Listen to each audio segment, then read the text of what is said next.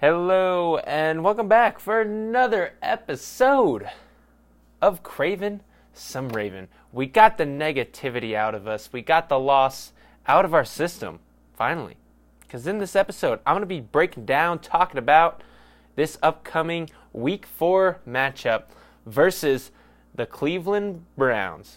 I mean, what can you say about this game? We got the Baker from Mayfield coming down to Baltimore to see if he can find his way, if he can finally get the monkey off his back, if he can get his team on track versus a struggling, I'd say, Ravens defense.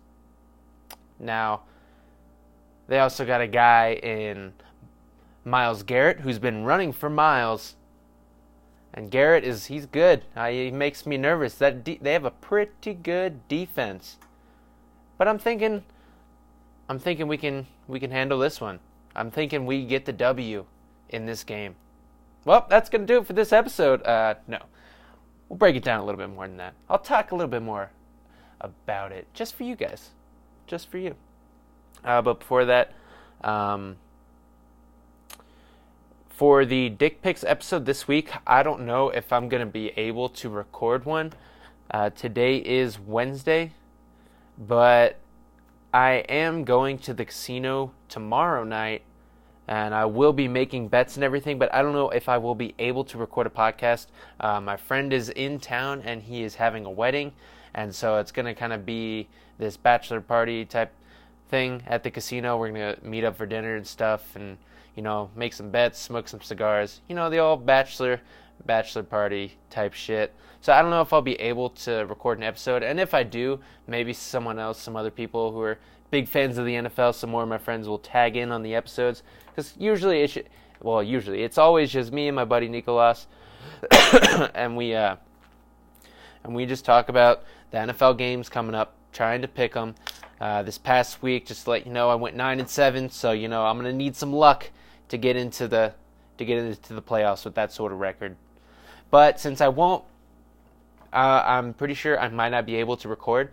Or if I do, it'll definitely be after that Thursday night game. So I just want to give you my pick for right now. I have the Packers beating the Eagles. That's it. I don't want to break it down any more than that. Just want to get the pick out. So that way, when I record after that game is already passed, you won't think I'm lying. I don't know what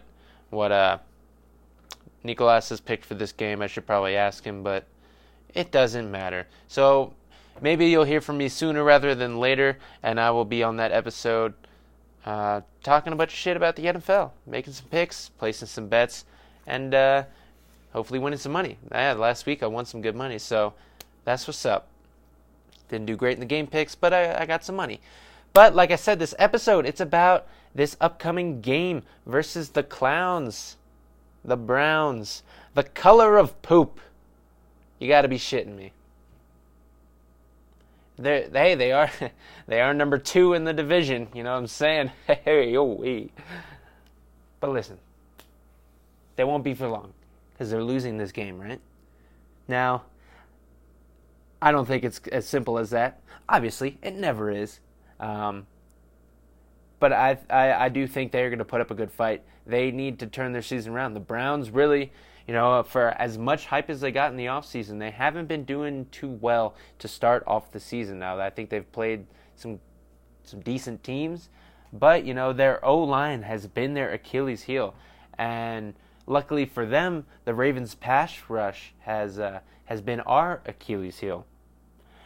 And it's really just in the sack department, because I'm pretty sure we still are one of the top teams in pressuring the quarterback. So at least getting back there and causing the quarterback to, make some decisions pretty quickly. So we're at least getting back there, getting to the quarterback. We may not be finally getting there. We may not be rounding all the bases. We may not be scoring. But God damn it, we're getting pressure. We're getting close. And it counts for something, right? It is a stat. Quarterback hurries and hits. It's a stat. So, it counts for something. There's a reason they keep track of it, because people know if you hit the quarterback, if you get in his way, they end up making some errant throws. And luckily for us, the Browns, they haven't done too well on the O-line, like I was kind of saying. Baker Mayfield has not been doing his best with a bunch of pressure in his face, as any quarterback would.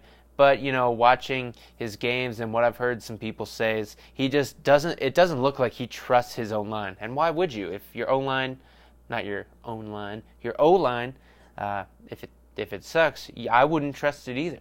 You get nervous, you get scared, so you end up doing a little bit too much. You get those happy feet, you get that Kyle Bowler step going, just stepping around, hopping around, getting a little nervous, and then you end up making a terrible pass. And we all know Baker Mayfield can't throw to the left. I know you all seen the video. So yeah, Baker Mayfield, he is working on the Baker's dozen of interceptions. He's working on it. I think he's got more picks than touchdown passes, which is awesome. That definitely goes in our favor. But the Browns, like I think I said, the Browns always play us tough, right? Like, it doesn't matter if they go 0-16. It is going to be a close game between us because we go in thinking, oh, this is a joke, they're trash, which I think kind of helps us in the long run. Because normally, all those times when we thought they were trash, they would come in and surprise you. They kind of get a leg up by other teams kind of overlooking them on the schedule. Be like, oh, that's a W, and not really, taking a deep dive into the game plan, not really putting 100% effort maybe into preparation.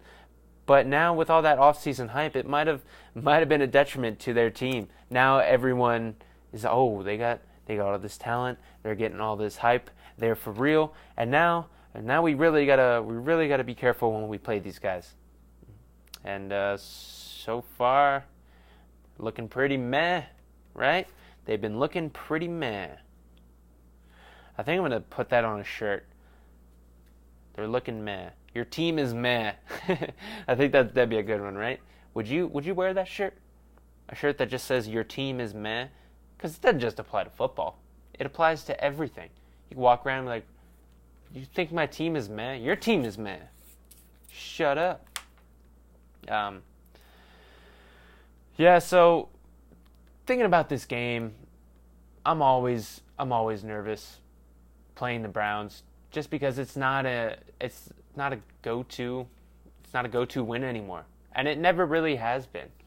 But especially now with Baker Mayfield, and I know I've said some stuff about him already, that he's not played up to par, which he hasn't, but I still think he has the skills. We've seen him do it before. We've seen him almost come back and get that victory on us last year. That Week 17 matchup that ended on a C.J. Mosley interception. Who isn't here anymore? I mean, I think we're fine at linebacker without him, but it's a piece to the puzzle, right? It is it's a piece. Piece, bro. Sorry, I was looking at something. I was trying to read this thing, but notifications. God damn it. See, you do it live, or not live, but you just record, start talking. No cuts, no butts, no coconuts. That's how I do this podcast. But you know this already if you've listened. But if you're a first-time listener, then hiya. How are you? How you doing? You doing good? Need something to eat? You thirsty? Anyways. Yeah, this Browns team, everyone knows that their offense or their wide receivers, that's a big trouble. That's what got all this offseason hype. OBJ, Jarvis Landry, Higgins, or is it Wiggins? Higgins. They got another guy, and then Nick Chubb. Fucking not giving me a chubby. He's giving me an anti-Chubb. Just thinking about it, because he's a good running back, right? The dude from Georgia, he came back from that, was it an Achilles tear from Georgia, and he's been killing it, man. He's a great running back. They have Kareem Hunt, but he's not going to be in this game. But the trick is with this team, and what people have proven so far this year, is to just get to Baker, and everything will kind of fall apart, right? Because their team, it's been all hype. It's been they've won the Paper Olympics. So we just got to purchase a shredder and put them in it, right? That's all we got to do. Just buy the shredder and put their team in it. Because they're very good on paper. But, like I've been saying, the O-line, that's their issue. And everything goes according to plan until your O-line allows too many sacks and pressures up the middle. So hopefully our pass rush can get it going. I think this will be the best week to date that I think our pass rush will have, because I think this might be the worst O-line that we face. And, there's been a lot of people saying, a lot of people, including myself, just Ravens fans in general, worried about our secondary. And I think they should be. Without Jimmy Smith, we all know the difference between Jimmy Smith playing and Jimmy Smith not playing. There is a huge, huge difference in our wins, with our points allowed, with basically every major category on defense, that when Jimmy Smith isn't in, everything goes down, or up, depending on which way is worse.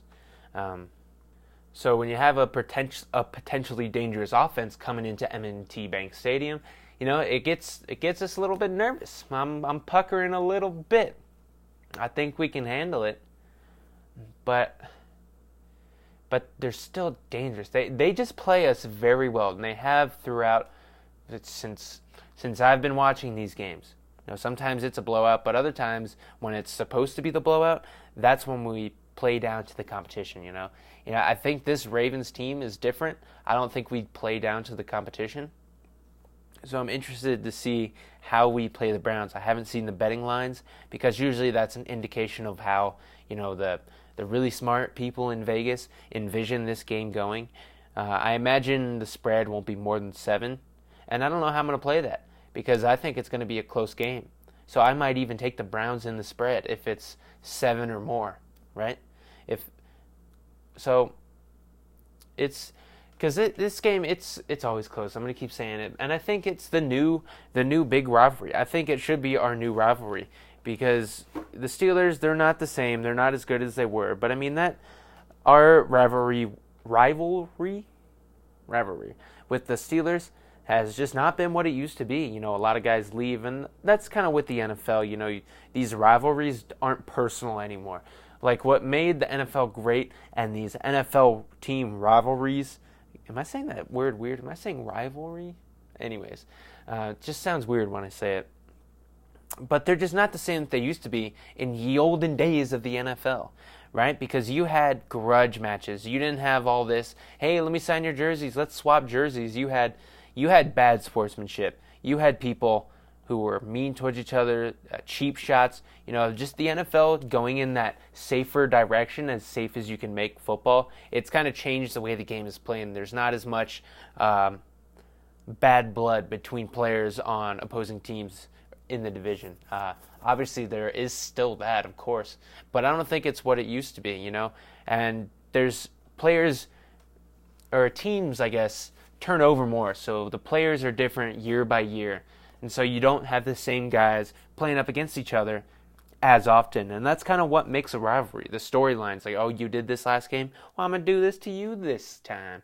There isn't that kind of thing going on. But I think, Ravens versus Browns, we got Baker Mayfield, the first pick in the draft, and Lamar Jackson, the last pick in that first round of 2018? So you got like this alpha and omega duality quarterbacks type situation storyline kind of going through. You got the guy who was taken first overall versus the guy taken last in the first round. And Lamar Jackson is, outperforming him this year, that's for damn sure. And I would say even last year. Obviously, a lot has changed since last year. Lamar Jackson has definitely improved as a passer. I mean, I know last week wasn't his best performance that he put up, but I still think it's better than what he did last year. And I think the comfortability, Lamar has just improved so much. And I thought Baker Mayfield could improve, and that's kind of why early analysis of the Browns team, before the season started, was that they could be a Super Bowl team. They could be one of the best teams in the AFC because they have a loaded wide receiver core and a second-year quarterback. And there's always a leap from first-year to second-year quarterbacks, as long as if you got the guy. I mean, if he's decent, and I think Baker is, and I think a lot of people thought he was because we saw a lot of promising things last year. And he just hasn't looked comfortable, and he hasn't looked in the zone, I guess. He hasn't looked dangerous, as per his phrase. But and I think part of that is Freddie Kitchens, man. I don't know the Browns inside and out, but I know about some of their team. I don't watch them regularly, so when I'm talking about this, you got to take it with a grain of salt. I don't know their team as well as I know the Ravens. Obviously, I feel like I know everything about the Ravens. I know everything, bro. But this Ravens team, even after that Kansas City game, I still think people have recognized that, man, the Ravens are good, man. Ravens are good. Lamar Jackson is dangerous. Push comes to shove, he can just chuck it up and let his guys make a play. Yeah, man, this Baker Mayfield versus Lamar Jackson rivalry. They're opposites, basically. First you got the first overall, right? And then the last in the first round. That's an opposite right there. And then you got, the black versus white, which I don't want to make a big deal out of that, but it's an opposite, But then you got the cocky gunslinger versus the humble dual threat, right? Which is crazy because normally the dual threat kind of guy, that's the guy with the attitude, because that skill set, I don't know.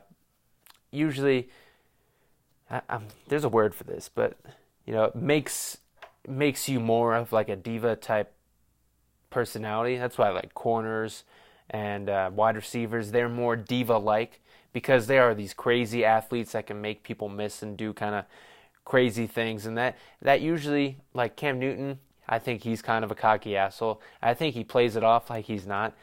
Like anytime he gives like a ball to a kid, he's like, oh, look at how humble and awesome I am, right? He goes out and then does like a Superman thing. It's like, yeah, look at you. You're a douchebag. I get it. You're a douchebag. But Lamar doesn't do that. That skill set, that dual threat skill set, that ability to just put the skates on people, usually, God damn it, I can't think of the fucking word. I'm sure if you're listening, you're like, I know the word, it's that one. I'm like, yep, it is that one. But cause and effect, no. I guess. That sort of skill set usually causes you to have that sort of attitude. But not Lamar Jackson. He is a very humble dude, and that's a huge difference between him and Baker. Baker is cocky. He is a douchebag. And the way he's been playing, it's like, well, take that back now, How's Hulu treating you? Is Hulu happy? Are they still paying you after the way you've been playing? Like, I wonder how that call goes. When you are the face of something, you have a good year at football, you're very marketable, and the companies come calling like, hey, we want to sponsor you doing this, we'll give you this bag of money. And I wonder if there's like performance stipulations in their contract or what. But the team or the company puts their name behind Baker Mayfield, like a Hulu puts their name behind Baker, thinking, oh, this guy's going to get a bunch of publicity because he's going to kill it this year. And what do you know? Hey, he doesn't. So I'm cool with it, but it's interesting. We have this it's a duality, I guess, but I mean, I don't know if that's the correct way to say that, but we got these opposites going against each other, pitting against each other in the AFC North, vying for the number one spot. Now we have a head start, and I think we can kind of control that lead a little bit. Keep the Browns down a little bit. Keep them at number 2, like the shit they are. Like the shits they are. Baker's been cooking brownies in the kitchens. Anyways. Yeah, because the Browns, they've been playing, they're the Brownies, right? And they've been playing like a bunch of centerpieces. And everybody knows that the corners and edges from the Brownies taste the best. Everybody knows that, right? You get that crunch. Ooh, God, I'm getting hungry right now. I haven't had a brownie in forever, now that I'm thinking about it. Well, I ain't going to start this week because we're facing the Brownies, okay? And I bet these motherfuckers put some peanuts in them. Fuck you, putting peanuts in my goddamn brownies. But if you want to make them trash, then make them trash. God damn it. How are you a baker? Anyway, anyways, yeah, fuck anybody who puts nuts in brownies. I know you think you're being cool. Ooh, it adds texture. No, the texture of the brownie is all you need. You don't need a little crunch in there. And if you do, put goddamn chocolate chips in it, okay? But then the chocolate chips melt, so then don't even do that, all right? Just leave the brownie the way it's supposed to be, okay? All right? We got that? So, Browns, stay the way you are. Keep playing like trash. And Myles Garrett, start playing like trash.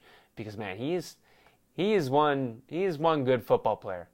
And I want to see, I want to see, and I think it's going to happen, and I don't really want to see Myles Garrett get free, but I kind of want to see it. I kind of want to see Myles Garrett get free with a free run to Lamar, and Lamar Jackson get to put the sauce on him. I want to see it. I hope he doesn't get the sack, and I hope Lamar comes through and puts him on some skates, puts him in a blender, shakes him up nice, and just sauces him. Ends up getting around the corner. I really want to see that because I think they're two of the premier players in this division. I think Myles Garrett is definitely up there. I think he's in consideration for Defensive Player of the Year, and he's playing like it. He's been killing it. I wish he was on the Ravens, But yeah, he does scare me, especially. I know him and Ronnie have gone at it before. I know that is a battle that Ronnie Stanley is familiar with. I know it's a battle that Myles Garrett is familiar with. But I think Myles Garrett will kind of get the best of him. I think we're going to need to slide some help over there, slide a running back there. But I just think it's one of those guys that it's going to be tough sledding to try and stop him. And our defense, like I was kind of saying before, our secondary has been our Achilles heel, and we got them good wide receivers. So we have to rely on our pass rush to kind of get Baker Mayfield off his mark. Because if we don't do that, I don't know if we're going to be able to cover. I know Marlon Humphrey's going to be able to cover, and I know Brandon Carr is going to be pretty decent in coverage. But what is Maurice Kennedy going to play again? Is he gonna let someone go streaking down the field without being touched? Is he going to do that again, huh? And it makes me a little bit nervous. So I hope the Ravens kind of continue what the game plan should be each and every week, which is run the damn ball, win the time of possession, and play good defense. And throw it every once in a while to Hollywood Brown down the field. A couple big plays throwing the ball, and then just running the damn ball. Kill that clock. Keep the score down. Keep the game quick. And just run it down their goddamn throats. Because I think we've been averaging over 200 yards a game running the ball. And, I've been saying that the Browns have a good defense. But I think our run game is just that much better. I think we've proven time and time again that we can do that. That we have the ability to just run down your throats. There's been multiple times even just this season where we take a drive and we just run down the field. We don't even pass it, not even once, and just drive down the entire fucking field. And I'm wondering if John Harbaugh is going to be as aggressive as he was last week. I know there's a lot of stuff going into that, and I know a lot of people are mad about it. I talked about it on the previous episode, so if you want to hear that, then go back to my episode when I was talking about the Chiefs game. Go back, listen to that. You can hear all my thoughts on that. But I wonder, is he going to be as aggressive? Because I don't think the game plan would call for it. I believe analytics-wise, right? When you're not playing the best offense that this league has ever seen, I think analytics will tell you don't need to go for it every time. It's okay if you give the ball back to the offense. Trust in your defense. Because I think last week, even though I just said I wasn't going to talk about it, but I think last week, you normally when you punt the ball, you say, all right, I think my defense can stop them. And then we start playing the field position game. But with an offense like Kansas City's, no. There is no stopping them. So when it comes to the Browns, I think we can stop them. So it's we would be more comfortable with punting the ball, not going for 2-point conversions or on fourth down. I still think we will go for it on fourth down once or twice in this game, just because I've seen Harbaugh go for it multiple times. Keep the ball in his hands, just keep running the clock, get some short yardage, and just run that clock out, man. This is what we got to do. That's what we got to do against any team. And, this is a divisional game, so we need to go out there and thump them. And like I said before, the Browns are hungry for a win because their season is kind of already like in the balance off of one game. Every game is a must-win game, but I feel like for the Browns, this is definitely a must-win. After all of that hype throughout the offseason and them just throwing up duds each and every week. And I think they played the Rams a little bit better last week, but they're just not producing at the level that everyone thought that they would. So they're coming in hungry and they need this win. But also, the Ravens just lost. So either you win or you learn.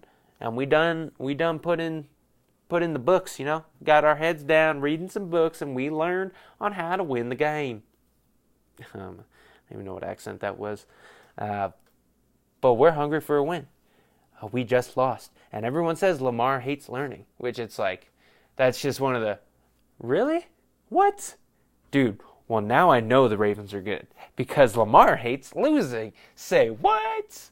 Like, anytime I hear someone say that, and I'm like, really? What? Hot take. That's a hot take right there. You just telling me that Lamar hates losing? Hot take. I didn't see that one coming. Now I know he's destined for greatness because he doesn't like losing. God damn, he likes winning? He's a professional athlete and he hates losing. What? What? This is a first for me. God damn, I ain't never heard of something crazy as this. Punch me in the face and call me Ricky. Say what? Like, anytime I hear someone say that, it's like, wow. Good thumbs up, smile. Nice. Good one. Nice. You really did your research on that one there, right? Did your research on that one, buddy? But Lamar Jackson hates losing, so he's going to come into this game pretty hyped and ready to knock the rust off. And part of that game versus the Chiefs, I think it might have been the moment. Really wanting to get that monkey off his back, getting the Chiefs stain off losing to them last year, and then all the hype through the media. You think it doesn't affect him, and sometimes you don't think it does, but it definitely does. It seemed like he was trying to out Mahomes. But I talked about that in the previous episode. So I think he's going to get back to, okay, I just need to be me. I just need to play the game, stick to the game plan, know my routes, be smart with the football, and get the shit done. No funny business, no getting all this shit out of my head. The attention has cooled off of Lamar a little bit. So I think now he's going to be able to go out there, be clean, kind of concise, quick in his reactions, just be easier. There's not a bunch of muddied conversation around him, not as much just stuff in the air, not as many signals just going across his face like Lamar Jackson. It's getting simpler. And I don't know how much any of what I just said is actually real or anything, but I think it's factor. I think it could be. Why out of all the games that was the first game that he played like trash? Not trash, but he played worse in that game. I think that might have been one of the factors. So this game, going against his fellow Heisman guy, going against his draft enemy, one would say, going against a division foe. I don't know, he's not going up against Baker, but this is what everyone does with these young quarterbacks. It's this guy versus this guy, That's the picture you put up. That's the marquee match, Which quarterback is better? So far this season, Lamar's better.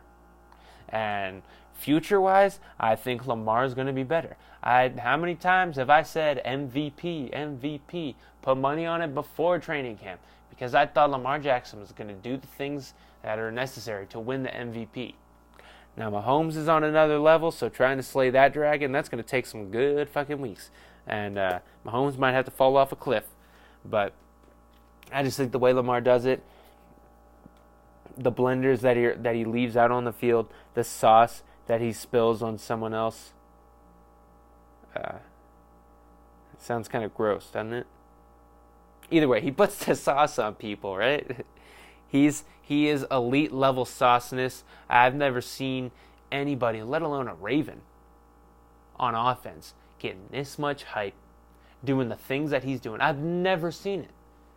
You know, because back when Vic was playing, I wasn't as into the NFL. Now, I love football, but I wasn't balls deep in the shit, right? I didn't have no goddamn podcast. This is literally the first year. And part of the reason I have the podcast is because I believed in Lamar, and I just felt something about this team. I felt this team was going to be good. I don't know, can't explain it.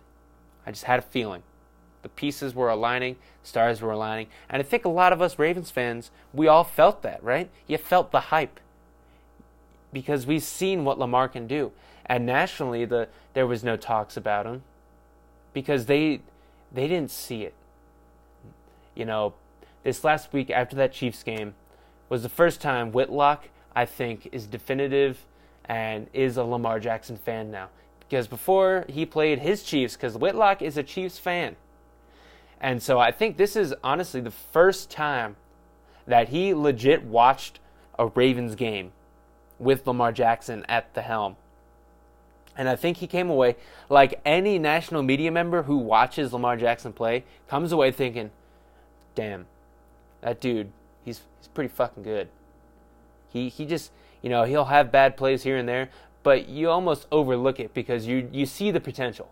Anybody with a keen football eye, or even like anybody who watches football and watches Lamar Jackson sees it.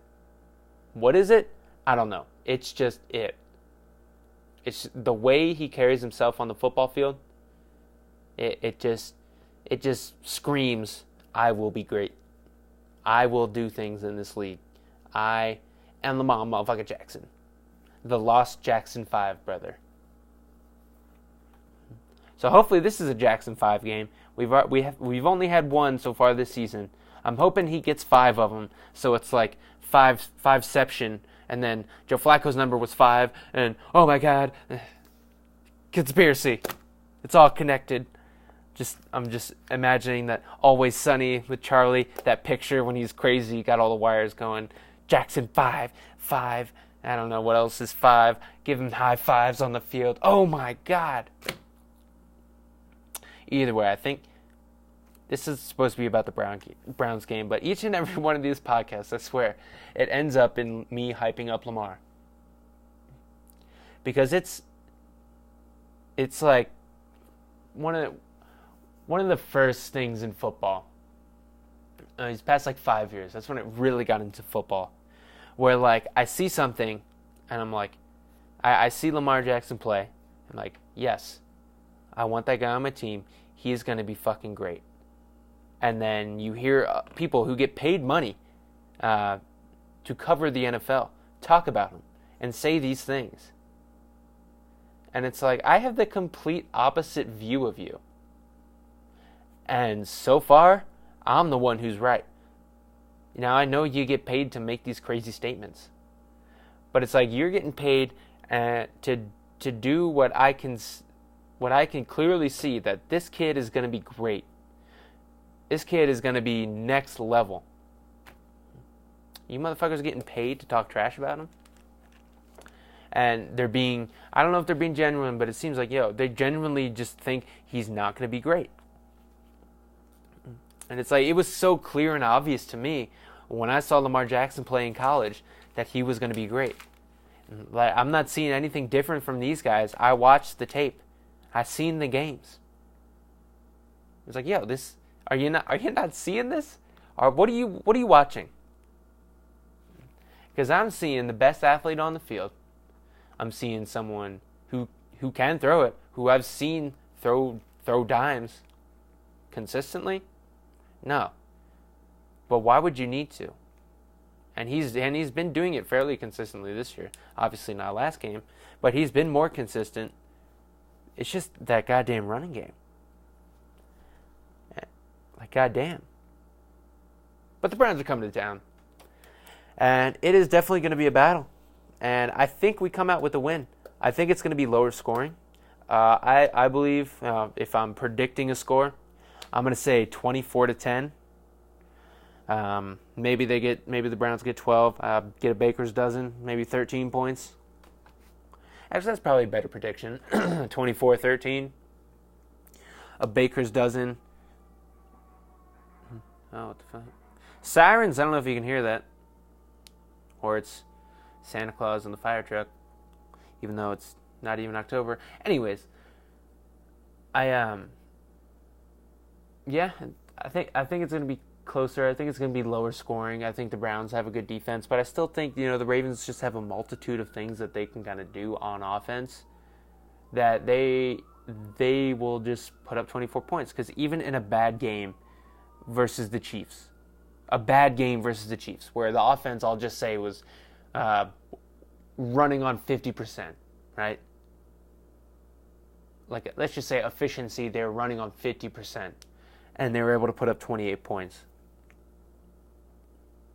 I think the Browns have a better defense, and I think maybe there's going to be more run game involved in this game, on both sides. So I think this game will be a little bit shorter,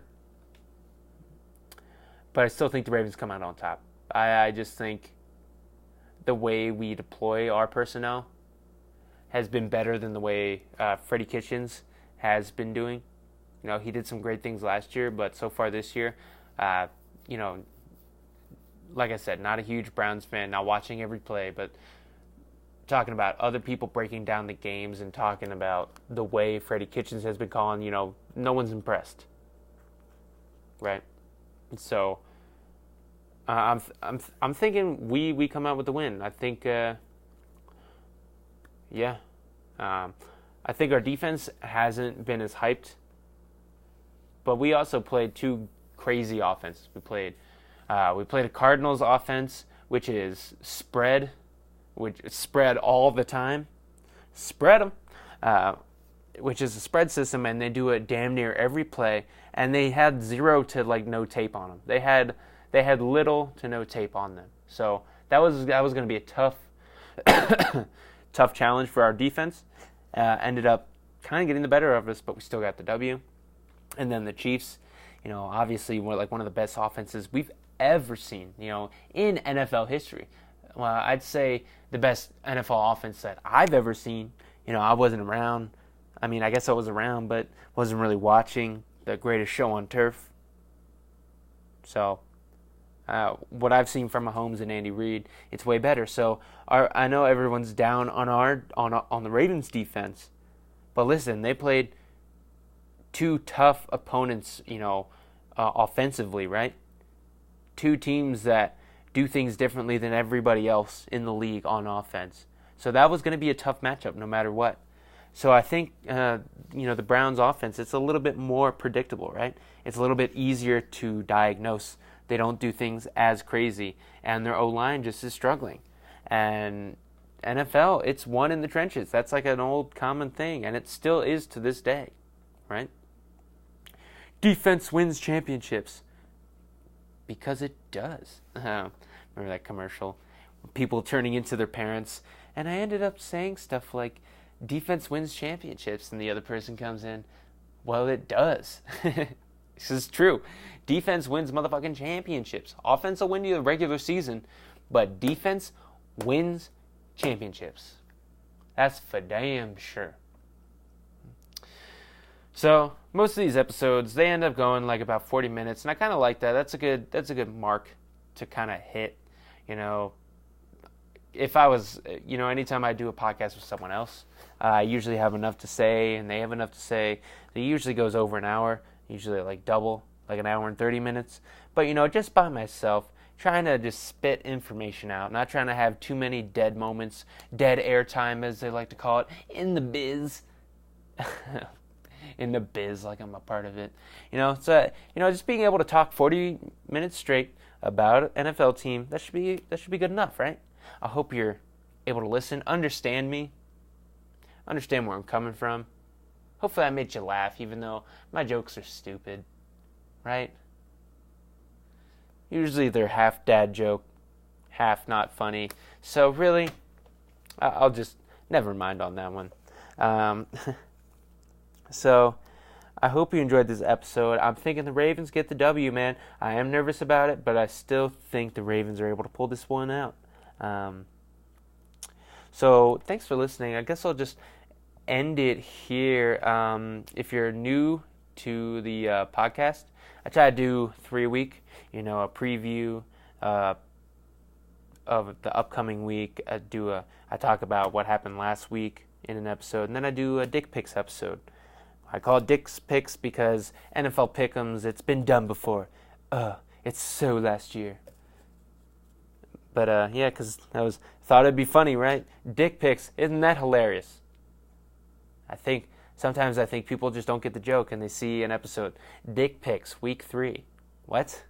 I'm not clicking on that.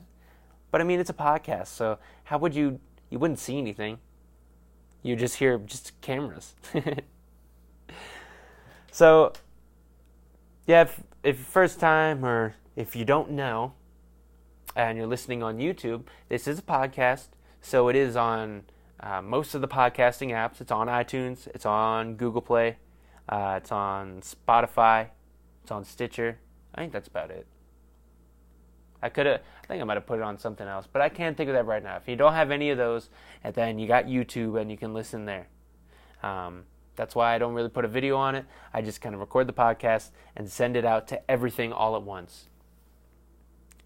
And then also, putting your face on YouTube, that's a tricky proposition. That's a wormhole, or it's just a hole I don't want to go down, I don't want my face out there. I don't even really use social media that often in my personal life, so it's just one of those things. I'd rather you hear my thoughts than getting distracted by my face, which makes it sound, am I ugly? I don't know. I don't think so. I'm pretty. You're a pretty girl. Even though I'm a guy. But either way, that has nothing to do with this. I digress. So, yeah, that's going to do it. Watch for the Ravens beating the Browns. Earl Thomas with the interception. Peanut with an interception. Deuces on it. So, yeah, they're going to throw up two interceptions because they are the Browns, which is number 2 because they're shit. So, let's go in there and shit on them. Drop a big old turd on their brown ass. So, yeah. Do you know the Muffin Man, Baker Mayfield? I know the baker from Mayfield, but he ain't no Muffin Man. These are all dumb phrases. I'm just kind of putting things together that don't need to be put together, like a conspiracy theorist. So I'm going to end it here. This is getting off the rails, so I will just end it here at almost 44 minutes.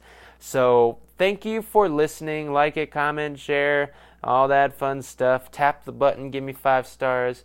And thank you for listening, and go Ravens!